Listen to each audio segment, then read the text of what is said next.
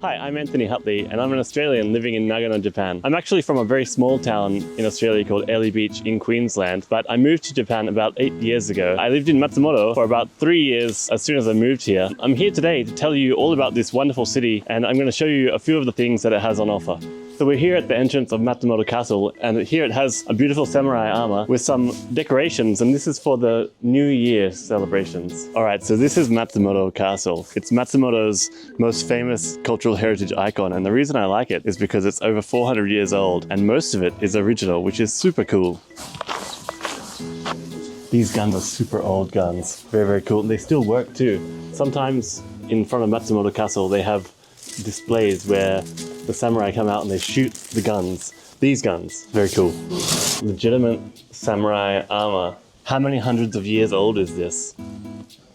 Ridiculous. So cool. And like seeing these guns in person, it really takes you back in time. You're like, this is what they used. This is how the history of Japan was formed, you know? So I've been in this castle maybe 4, 5, 6 times. I don't know how many times. There's a little shrine up there. I've never seen it before. Apparently, according to this, the goddess lives, obviously doing a pretty good job. Like, it's 440 years old. So from the top floor, this is the keep.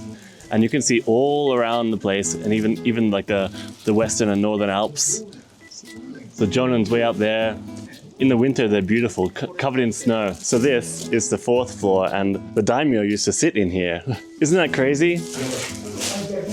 So this room here is known as the moon viewing room, and it reflects the era of peace after all the warring states era had happened. So after going inside, you really get a sense of what it was like to be back in that era. And then it really took me back in time and gave me a real appreciation for this place. So this is the former Kaichi Elementary School, which is another National Heritage Site in Matsumoto. You'll notice on the front, it's got some angels up there. Down below, above the door here, it's got a dragon. So they're trying to incorporate Western design with Japanese architecture, and this is the result. So it's not perfect, but come inside and I'll show you why else I like this place.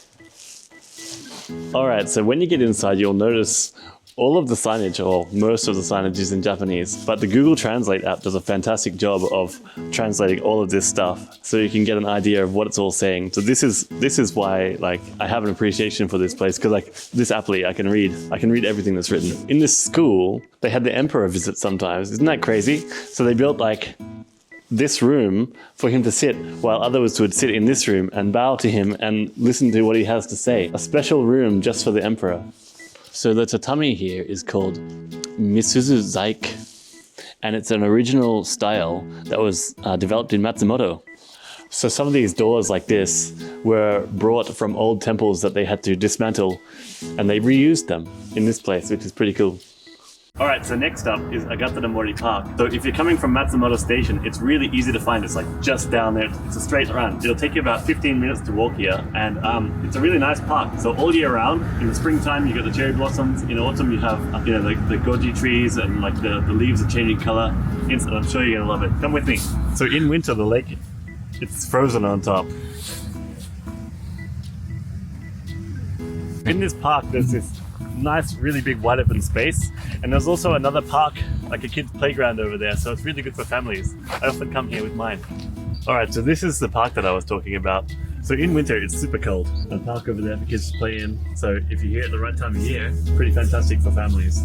So if you came from Tokyo, you probably had ramen like that. You haven't had this ramen. That's what we're gonna do right now. Let's go. I like the spicy one. I like spicy food, that's just me. But yeah, there's many different types of ramen. I like this one. So the tablets in here, they have English if you need it. Here's this. Arigatou gozaimasu. It's been a while since I've had this ramen, and I'm so excited. Ah, delicious. I don't know what you've heard about slurping ramen, but if you slurp it, it tastes better, trust me.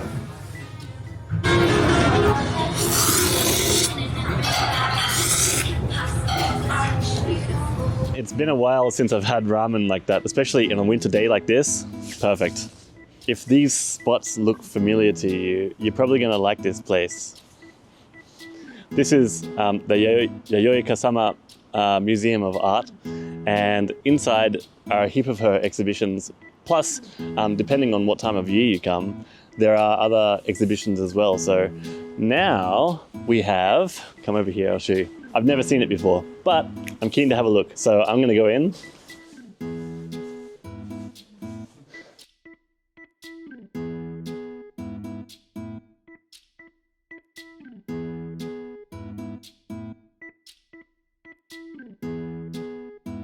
I just had my mind blown again because I've seen that exhibition once before for Yayoi Kusama, but going again, it's still awesome. And actually I saw a couple of new exhibitions in there and they were like, just so good. I couldn't take any photos or videos for you, so you're gonna have to come here and see it for yourself. If you're in Matsumoto, I highly recommend the museum of the Yayoi Kusama exhibition. It's awesome, trust me.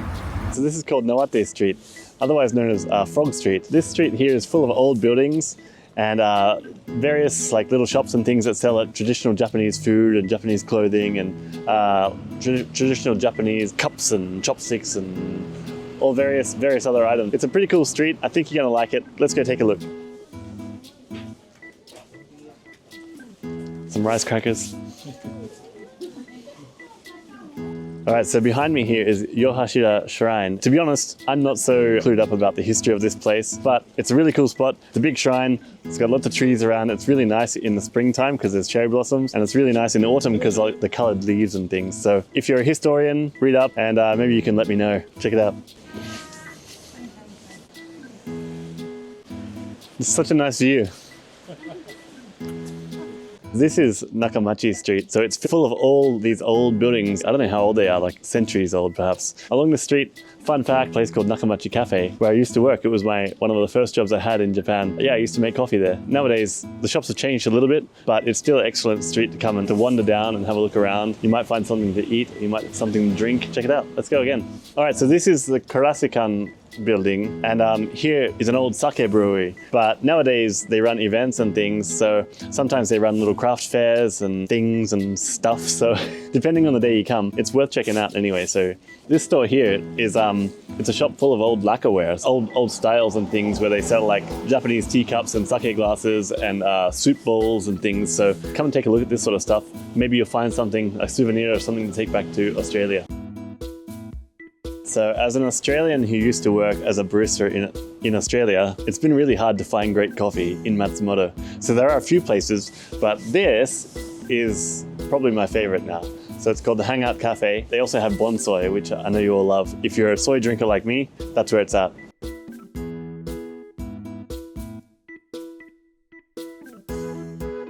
Is this Matsumoto's best soy flat white? I think so. Ah, I love it. It's so good. All right, so what did we do today? We saw the castle, we saw the former Kaichi Elementary, we saw Agatanomori Park, we ate delicious ramen at Ooboshi, we saw Nawate Street, Nakamachi Street, we drank delicious coffee at a Hangout Cafe, and we saw Yayoi Kusama Art Museum, which is awesome. I've definitely forgotten to show you some things. One day is not enough to see it all. You should know that around here we also have like Kamakochi, we also have Norikura, mountains in every direction that you can climb. There's so much good stuff around here, especially like if you're in the summertime, if you're here, you can go check all this stuff out. But before I forget, one last thing. From December 14 to the middle of February, I think February 16th, every night here at Matsumoto Castle, you have projection mapping, and it's awesome. They have like 3 different themes. Maybe they do like one theme for 3 weeks and another theme for 3 weeks and then another theme for maybe 2 or 3 weeks as well. What they do, they play some music and they put projection mapping up on the castle and it looks awesome. So if you're here during December, January, February, make sure you come to the castle. If you don't go inside, at least see the projection mapping on the outside because it's awesome and it's free. So thanks so much for watching, and don't forget, check out some other videos on this channel if you want to know more about what Matsumoto has to offer. Hope you enjoyed the video. Thanks so much for watching. Come to Matsumoto.